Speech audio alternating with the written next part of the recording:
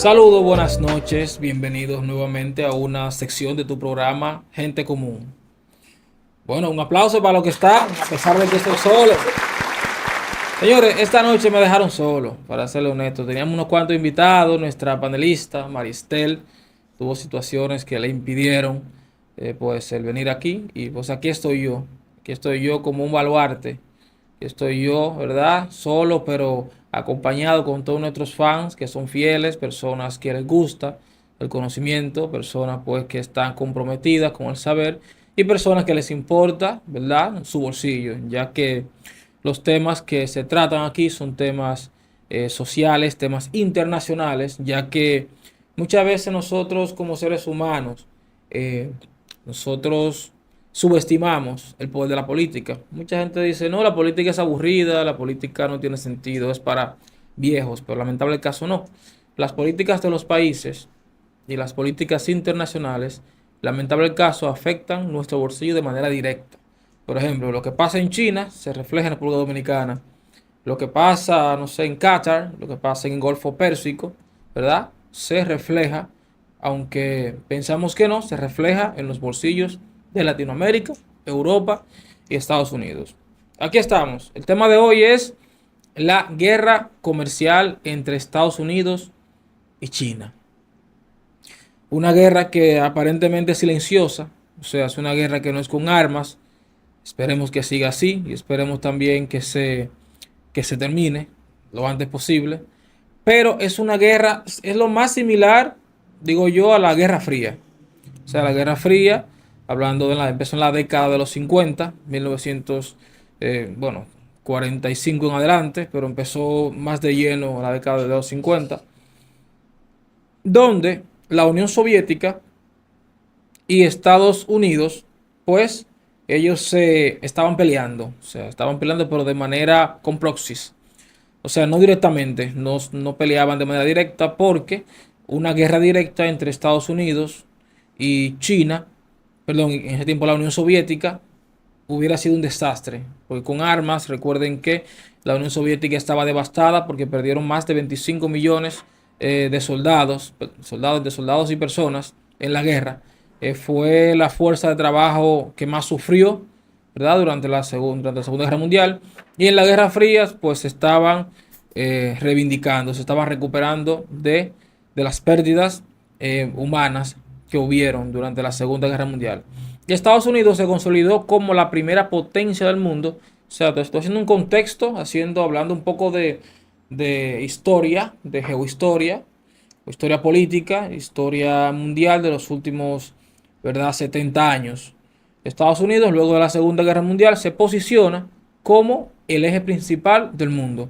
En segundo lugar estaba la Unión Soviética y luego en tercer lugar, después de unas décadas, China empezó y también se unió a esa tetrarquía, podríamos decir, se unió a ese eje, donde entonces ya la guerra no era solamente de dos bandos, sino que era de tres bandos. Era la Unión Soviética, por un lado, con China como pseudo aliado, y Estados Unidos con aliados como Japón, Reino Unido, que no estaba tan de lleno en la guerra, pero por lo menos estaba ahí. En ese tiempo también se creó la ONU, luego de eso se creó la OTAN. O sea, hubieron una serie de acontecimientos políticos que comprende todo lo que es la Guerra Fría. También tenemos el caso de Pinochet, o sea, de dictadores como Pinochet, Videla, Mao Zedong, Fidel Castro, Rafael Leónidas Trujillo. O sea, habían una serie de dictadores, una serie de personajes, dictadores más que todo, ¿verdad? En Latinoamérica y África, donde África y Latinoamérica eran como quien dice el patio de recreo de esas grandes potencias, ya que ellos no peleaban de manera directa, ellos peleaban de manera indirecta. Entonces lo que hacían era que financiaban grupos terroristas, financiaban gobiernos, financiaban golpes de Estado. Ahí está la historia, pueden verificar archivos de la CIA que ya luego de un tiempo se desclasificaron. También está el caso de Puerto Rico, que nadie habla de eso, donde Puerto Rico antes de la Segunda Guerra Mundial fue un pueblo pues maltratado por los Estados Unidos de América. Lamentable el caso, pero ya ahora por lo menos son mejores tratados que antes. Pero también es un caso puntual donde Puerto Rico se convirtió en la principal. Puerto Rico era, por así decirlo, la granja de Latinoamérica. O sea, un país literalmente hecho, convertido en una granja. Pero bueno, ya sacando, o sea, saliendo un poquito del contexto geohistórico, geopolítico de aquella época, los últimos 70 años, llega la época de los 2000. Bueno, un poquito antes de eso, recuerden que la Unión Soviética cae en la década de los 80 con el último presidente de la Unión Soviética, Mikhail Gorbachev, que fue quien introdujo lo que se llamó el método de la perestroika, ¿verdad? Una cierta apertura de la economía soviética hacia Occidente, lo cual, junto con el expresidente Ronald Reagan, pues la Unión Soviética eh, cayó, siendo la caída del muro de Berlín el acto político y bueno, el acto civil, podríamos decirle, más importante del siglo XX. O sea, en el siglo XX, ¿verdad? Fue la caída del muro de Berlín. En el siglo XXI todavía se está disputando de cuál evento ha sido el más impactante, pero dudo que haya un evento similar a la caída del muro de Berlín o similar a la Revolución Francesa, concluyendo con los derechos humanos. ¿Qué pasa? Luego de la muerte de Mao Zedong en China, para no cansarlos tanto con historia, surgió un personaje. El personaje que era en primer lugar cuando era muy joven era bueno, chino, del partido Kuomintang, con su líder Chiang Kai-shek. Entonces luego de eso se pasó al Partido Comunista Chino, luego de que pasó ¿verdad? La Segunda Guerra sino-japonesa, que comprende también la Segunda Guerra Mundial. Luego se reanudó una guerra civil que estaba en pausa por motivo de la Segunda Guerra Mundial. Y luego el Partido Comunista llega al poder sacando a Chiang Kai-shek, ¿verdad? Del Partido Kuomintang, y exiliándolos, o ellos corrieron hacia Taiwán. Bien, ahí se funda la República de China, que hoy es Taiwán. O sea, habían dos Chinas para la década de los 60, 70, habían dos Chinas. Estaba la República de China, que es hoy Taiwán, y la República Popular de China. Ahora bien, Occidente solamente reconocía a la República de China. O sea, Occidente como Estados Unidos, Latinoamérica, que al final fuimos vasallos de Estados Unidos, y Europa, consideraban que Taiwán era el China original, porque la República Popular de China, quien estaba al mando de Mao Zedong, al ser socialista y del eje socialista marxista-leninista, pues no se reconocía como un Estado, sino que se reconocía, bueno, tendrán ellos sus formas de haberlos reconocido. ¿Qué pasa ahí? Muere Mao Zedong. A la muerte de Mao Zedong hubo un pequeño vacío de poder donde una persona, porque hubo otra persona, pero Deng Xiaoping fue la persona que se encargó de la reestructuración de China, ¿verdad? Y Deng Xiaoping fue quien abrió China al mundo comercial. Claro, tenemos por un lado a Mikhail Gorbachev, que intentó abrir la Unión Soviética hacia la economía, lo cual no dio fruto, lo cual llevó al colapso de la Unión Soviética. También entendiendo que hubo el problema con esta central nuclear de Chernóbil. O sea, la Unión Soviética estaba en un contexto complicado, que era un poco diferente al contexto chino, porque en China lo que había hambruna, que se estima que hubieron muertes desde los 2 millones hasta los 8 millones de personas. Dentro de todo el gobierno de Mao Zedong se estima de 25 a 76 millones de muertos en todo el gobierno del dictador genocida, disculpen el término, Mao Zedong. Luego llega este caballero Deng Xiaoping. Las personas solamente recuerdan a Mao Zedong y, bueno, en aquel entonces, y ahora recuerdan a el presidente Xi Jinping, pero el eje transitorio, el eje en que produjo la transición de China para que China quien sentó las bases para que China sea lo que hoy es, fue Deng Xiaoping. ¿Qué hizo Deng Xiaoping? Bueno, él de joven estaba en Francia, estudió en Francia, luego se mantuvo en el ámbito político, luego se hizo tan grande y tan famoso en China que Mao Zedong lo despojó de todos sus cargos y lo mandó a trabajar a una finca de tractores. O sea, después de tu ser, en la década de los 60, o sea, en promedio, 50, 60, 70, tú ser el segundo hombre más poderoso de China, ¿verdad? Luego tú ir a bregar con tractores en una finca, era humillante. Pero este caballero Deng Xiaoping no se detuvo. Él simplemente se recogió la cola, como dicen, y fue y le pidió disculpas a Mao Zedong. Le pidió disculpas a Mao Zedong. Mao Zedong lo reincorpora en el Estado. Muere Mao Zedong. Llega una segunda persona, que ni el nombre recuerdo, y luego llega Deng Xiaoping.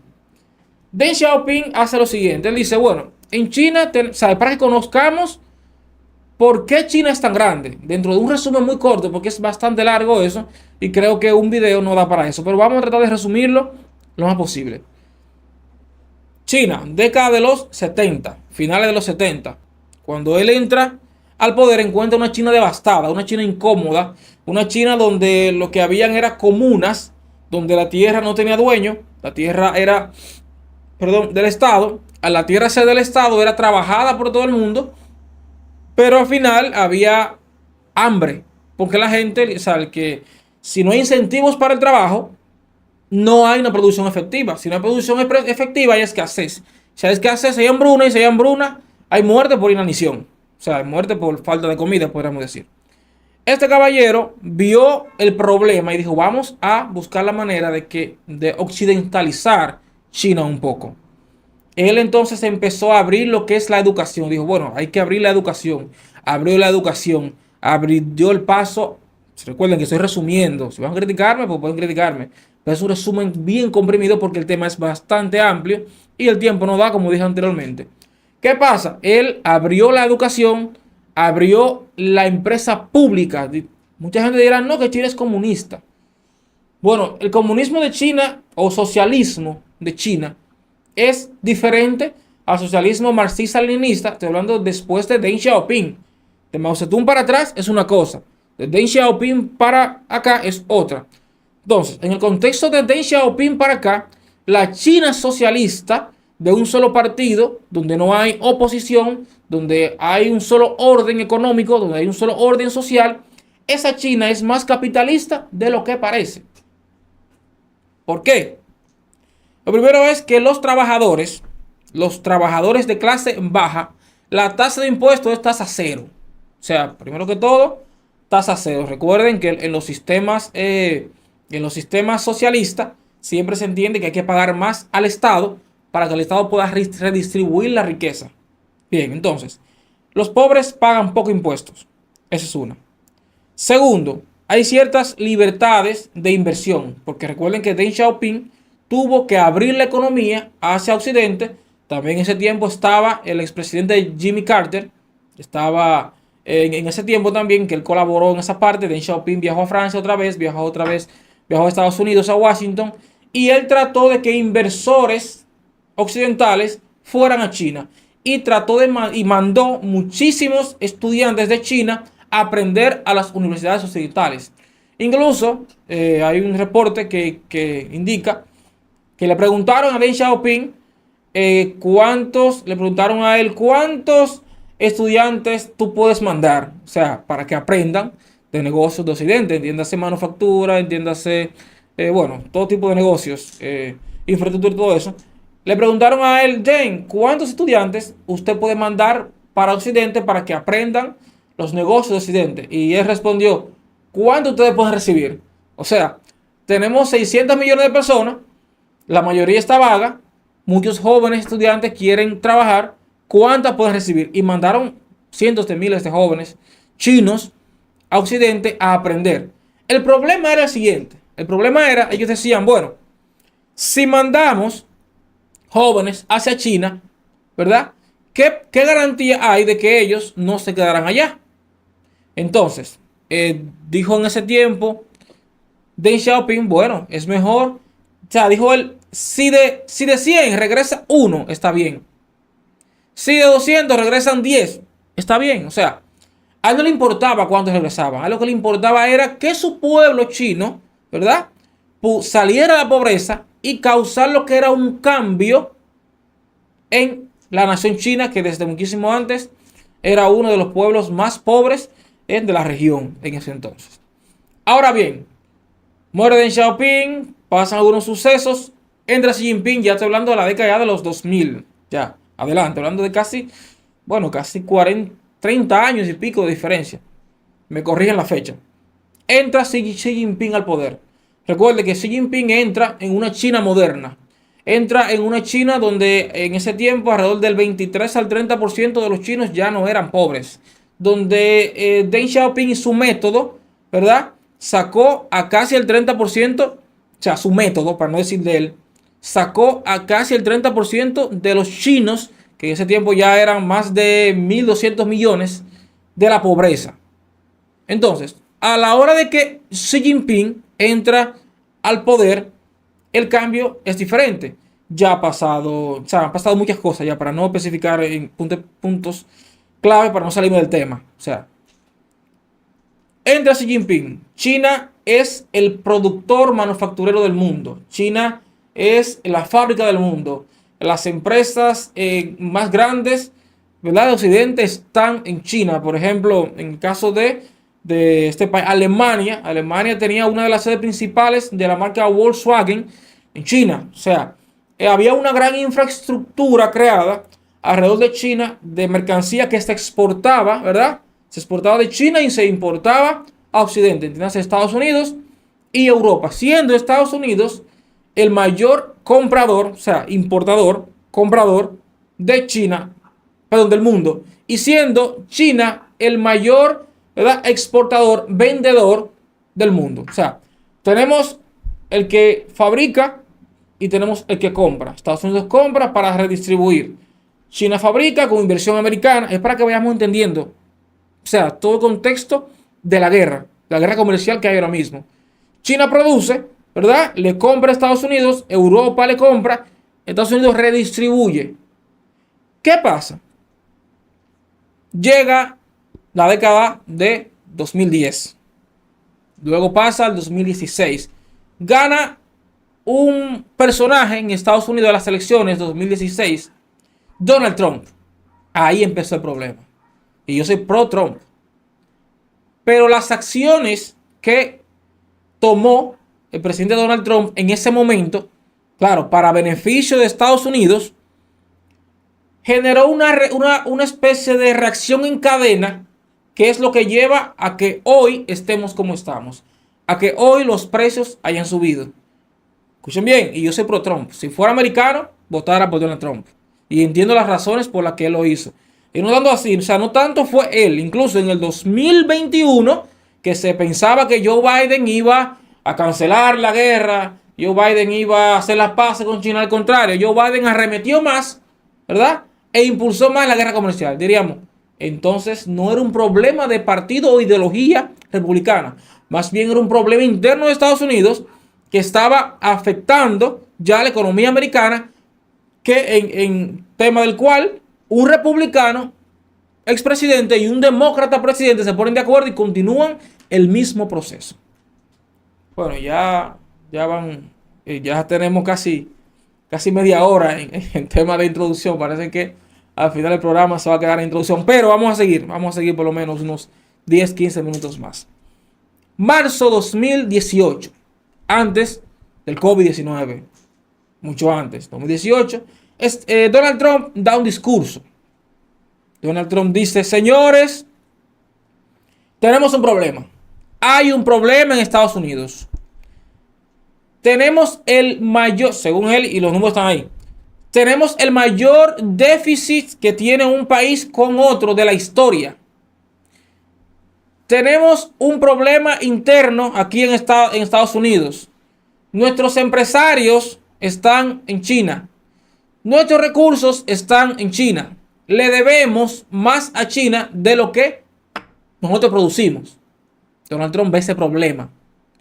Automáticamente le declara la guerra a China. En términos coloquiales diríamos, ¿cómo se declara una guerra comercial? O sea, ¿con qué se come una guerra comercial? Dice, no, que Estados Unidos puso sanciones. O sea, se escucha mucho el término, la palabra sanciones, pero difícilmente nos explican qué es sanciones. Bueno, vamos a tratar de explicarlo. Hay algo que se llama aranceles. Aranceles a productos externos. ¿Por qué? Bueno, vamos a tratar de explicarlo un poquito más sencillo. Un arancel es un tipo de impuesto a la importación. Por ejemplo, nosotros los dominicanos compramos un producto en China, ¿verdad? Y lo traemos para República Dominicana. Una vez estén en aduanas, eso se carga un impuesto aparte del ITEVIS o IVA, aparte de otros impuestos que se puedan cargar. Hay un impuesto que siempre se va a cargar, depende del artículo, es arancel. Eso va a depender del tipo de artículo. Por ejemplo, un televisor pagaría 3 impuestos. Un televisor, estoy hablando de contexto República Dominicana.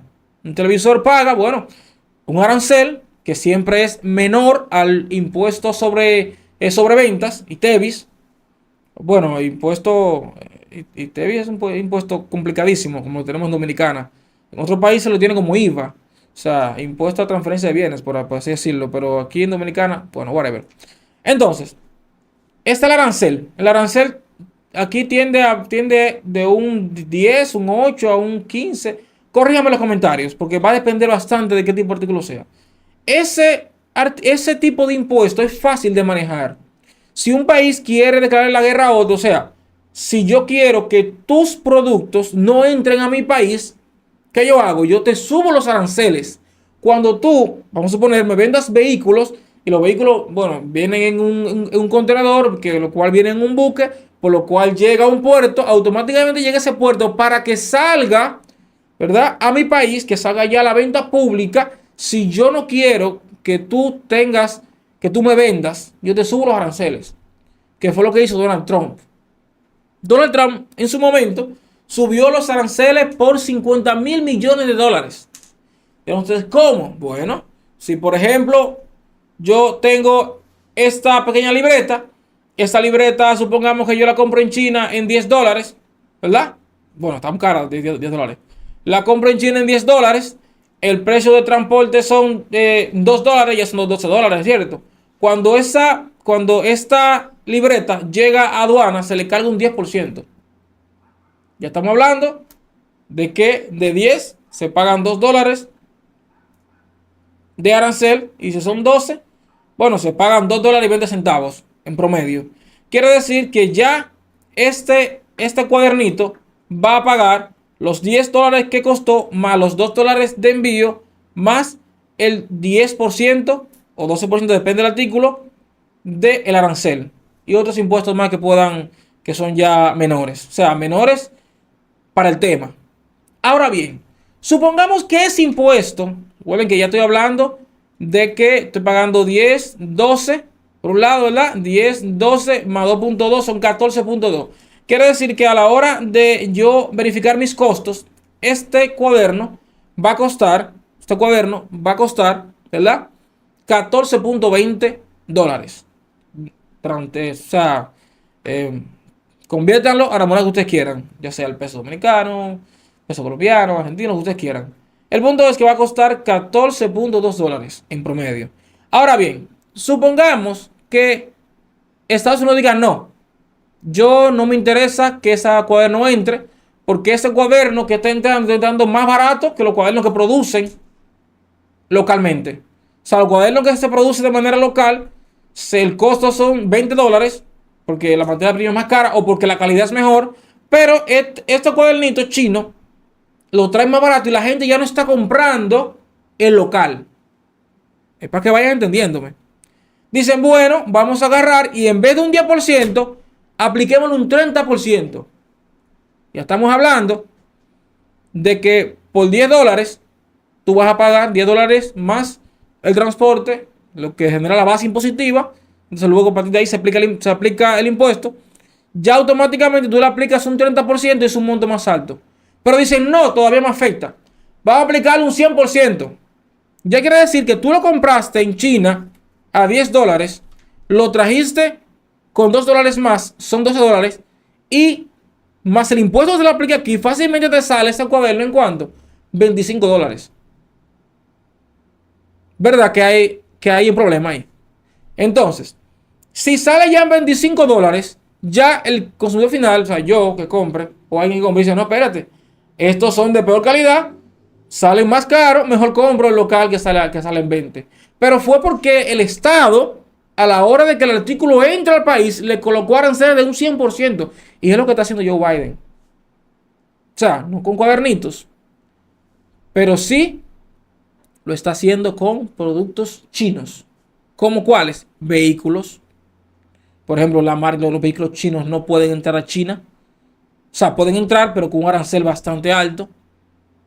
Otros artículos tecnológicos chinos no pueden entrar a Estados Unidos porque le han aumentado los aranceles. Entonces, automáticamente, eso es lo que llamamos una sanción. Un tipo de sanción. Un aumento en aranceles. Una multa. No te dejo entrar. Entonces, ¿qué pasa? Si Estados Unidos es el mayor comprador o importador del mundo y ya Estados Unidos no está comprando, ¿qué pasa con China?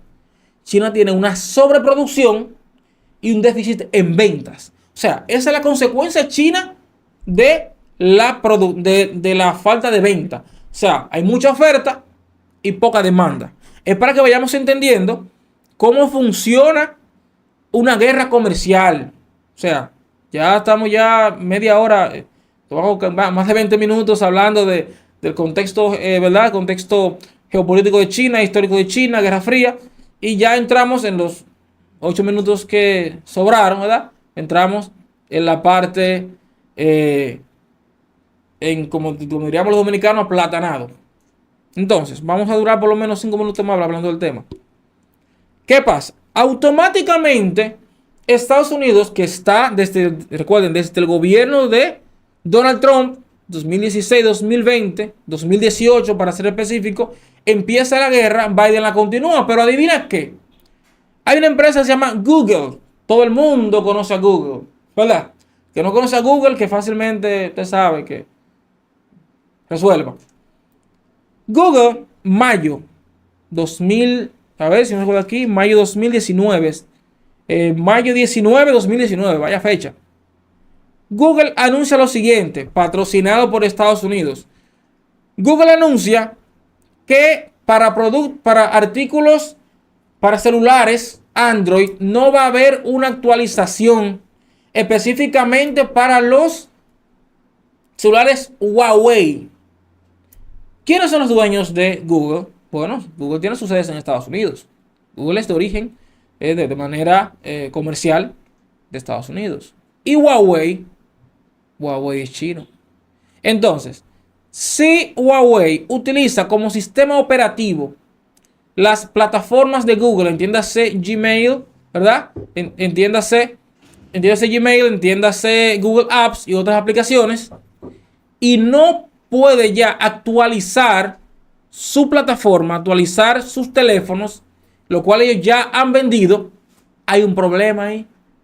Entonces, quiere decir eso, que la guerra entre Estados Unidos y China tocó un punto ahí álgido. ¿Por qué? Porque Huawei le estaba haciendo competencia a Apple. Entonces, cuando Huawei le hace competencia a Apple, le hace competencia, entiéndase, según los Estados Unidos, desleal, viene Google, ¿verdad? Viene Google y le aplica sanciones indicando, ya no voy a autorizar, ya no voy a actualizar tu plataforma, por lo cual todos los millones de teléfonos que vendió Huawei, ustedes saben, ¿verdad? O sea, por eso es cuando usted vea en Instagram, siempre aparece una publicación, tales teléfonos ya no van a tener actualización. Vigile bien, que fácilmente son de una guerra, fácilmente son parte de la guerra comercial. Pero también está el tema de los vehículos. Pero ese tema lo trataremos en otro momento. Esta fue una sesión de Gente Común. Recuerden suscribirse, darle me gusta, compartir este video para que usted entienda las situaciones que pasan en el mundo. Ustedes saben.